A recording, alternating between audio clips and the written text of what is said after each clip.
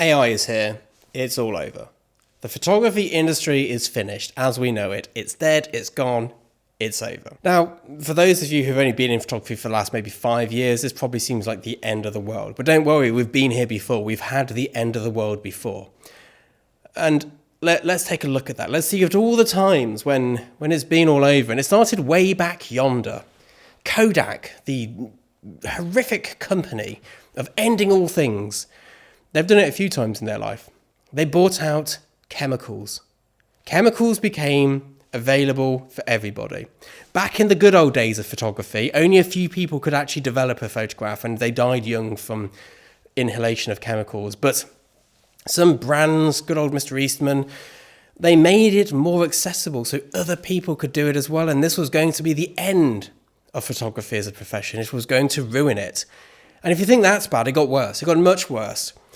They built the Box Brownie, a camera that a mere mortal could hold and click a button on to take a picture. All of a sudden, you didn't need a 8x10 bellows camera and a tape measure, cloth over your head, having someone stand still for 5 minutes whilst you fired the shutter at f235. That was no longer required. We could just click a button and there was the picture. Photography was doomed for sure. How could it not be?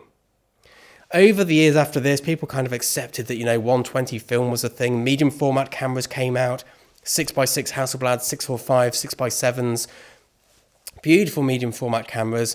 And then these little 35mm cameras came out for hobbyists. It's what you call full frame today. That was the amateur, and still is actually in professional circles, the amateur format. No pro would be seen dead with a 35mm camera. That is insane. That is for amateurs. I mean, the Box Brownie for sure is a 6x9, but with good lenses, 35mm obviously trumps a Box Brownie, but it's for hobbyists. And over the years, film photographers started to build into camps. And as automatic cameras came out, you could get a perfect exposure just in full auto mode with the algorithm. People started to go, well, it's kind of over now. Anyone can take a picture. You can go to a 1-hour lab and get it back. Then Kodak made a digital sensor. And they went, nah, it's not for us. You guys have it. And digital took over. And all of a sudden it was the end for photography, because not only could anyone take a good picture with the auto mode, all of a sudden anyone could take it and they didn't even have to go to a lab. It was free. Here's the image on your computer ready to go instantly. There was no queuing up outside these little shutters to get your film quickly rushed to get to the press. There was none of this. It was just, here's a photo, off it goes. We'll just email it in. It's a winner. Photography was dead for sure. But then it wasn't, because we all just got digital.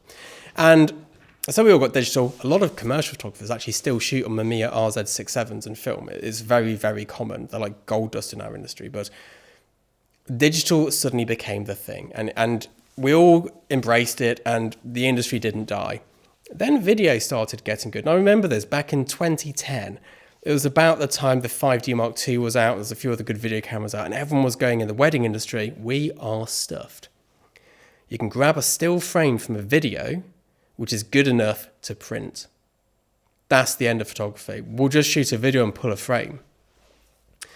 But the thing is, you compose a video like this differently to how you compose a photograph. There's different motion blur. Look, ooh. This is my example of motion blur. In a video than in a photograph. It doesn't quite translate. And that wasn't the end of the world either.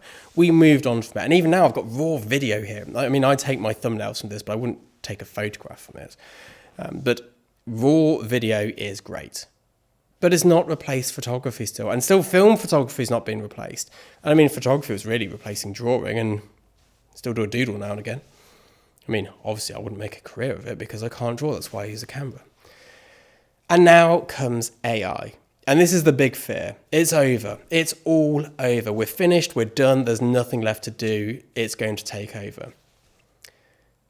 But it's not.